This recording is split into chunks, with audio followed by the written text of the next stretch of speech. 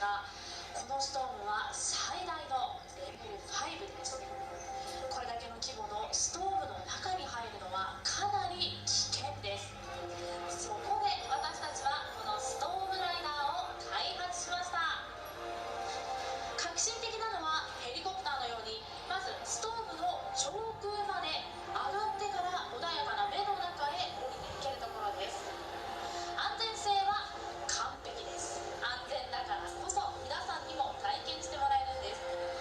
皆さんはストームライダー1と2の2機に分かれてコックピットの後ろにある観測デッキに乗ることになります。さて、ストームの目の中に入るのはミッションのほんの一部に過ぎません。最終目的はストームを消滅させることです。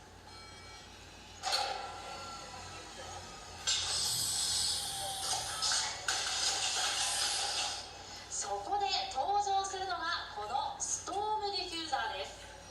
ものすごい爆発を起こしてストームのエネルギーを分散させ、どんなストームでも消滅させてしまいます。その様子を再現してみましょう。ストームディフューザー起動。この装置の中にストームの渦を作ります。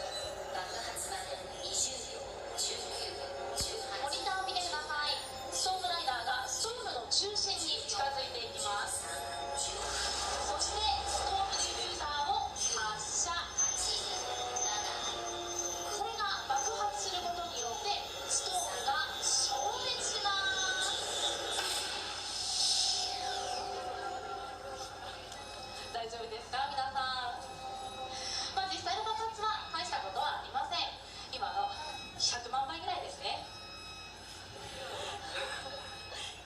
といっても皆さんが安全なところまで離れてから爆発をするので全く心配はいりません。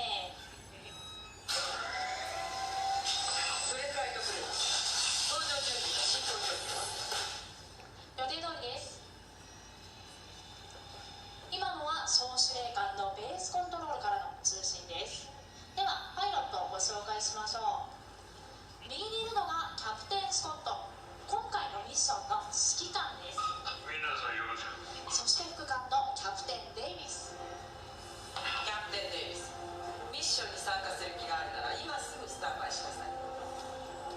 ブレフライトクルー、ストームライダーの準備が完了しました。搭乗を開始してください。ラザーです。皆さん登場しましたら速やかにお席に着いてください。それから機内では必ずシートベルトをしっかりと締めてくださいね。それでは間もなく機内へご案内いたします。各列先頭、搭乗口の前でお待ちの皆さん、間もなく目の前のドアは皆さんの方に向かって開きます。安全のためお足元の黄色い線まで下がって